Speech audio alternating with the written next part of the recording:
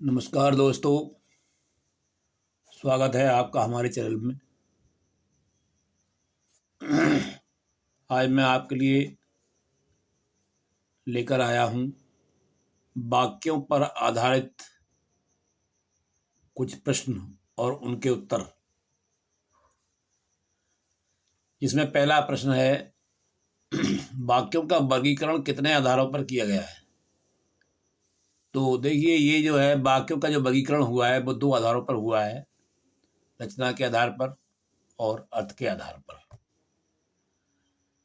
इसके बाद में अगला जो प्रश्न है वो है, वे सरल वाक्य कहलाते हैं जिनमें एक से अधिक उपवाक्य हों, एक साधारण और दूसरा आश्रित उपवाक्य हो, एक ही उद्देश्य और एक ही विधेय हो, आश्रित उपवाक्य समुच्चय अव्यय से युक्त हो। इस प्रकार से यहाँ पर जो है, जो सरल वाक्य होते हैं उनमें एक ही विधेय और एक ही उद्देश्य होता है। इसके बाद में तीसरा प्रश्न है, अर्थ के आधार पर वाक्यों के भेद। तो अर्थ के आधार पर वाक्यों के 8 भेद होते हैं। कितने? 8 भेद होते हैं। अगला प्रश्न है, प्रश्नवाचक चिन्ह का प्रयोग किस वाक्य में होगा। तो प्रश्नवाचक चिन्ह का प्रयोग किस वाक्य में होगा।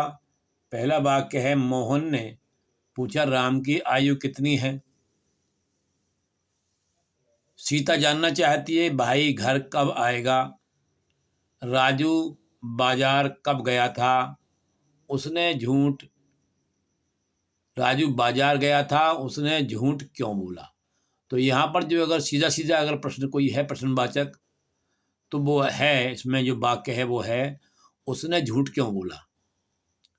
इसके बाद में अगला वाक्य आता है, अगला प्रश्न आता है, श्याम स्कूल जाओ। वाक्य है कौन सा? विधानवाचक, निषेधवाचक, आज्ञावाचक या संकेतवाचक। तो यहाँ पर जो है आज्ञा दी जा रही है, तो यहाँ पर ये आज्ञावाचक ही वाक्य होना होगा।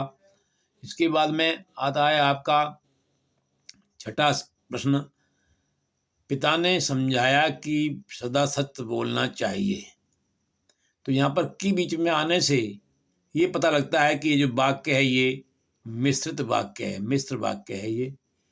इसके बाद में आता है आपका अगला प्रश्न आता है, निम्न में कौन सा वाक्य मिश्र वाक्य नहीं है। तो देखिए यहाँ पहचानना है हमें। पहला जो है वाक्य है, मैंने एक पुस्तक खरीदी थी जो नई है।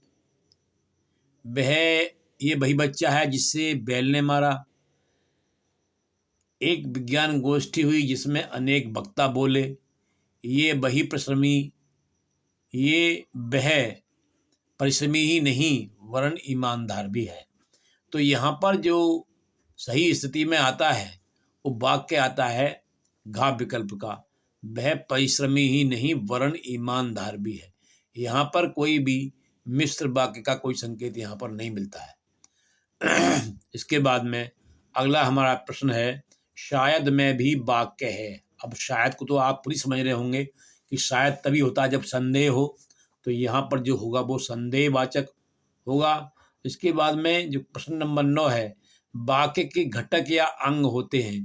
तो ये आपको जान लेना चाहिए कि वाक्य के 2 घटक होते हैं, 2 ही अंग होते हैं। कौन कौन से? उद्देश्य और विधेय।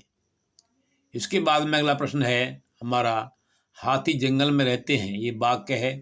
ये वाक्य तो सीधा सीधा सरल वाक्य और इसको हम विधानवाचक वाक्य कहते हैं। ये जो है हमारा विधानवाचक वाक्य है। तो इस प्रकार से मैंने आपको ये बताया, ये 10 प्रश्नों से आपको अवगत कराया। ये 10 प्रश्न चुने हुए प्रश्न हैं। मुझे आशा है कि आपको ये अच्छा लगा होगा, आपको वीडियो पसंद आई होगी। और यदि आपको वीडियो पसंद आई है तो मेरी आपसे यही रिक्वेस्ट है कि आप लाइक कीजिए, सब्सक्राइब कीजिए, मेरा सहयोग कीजिए।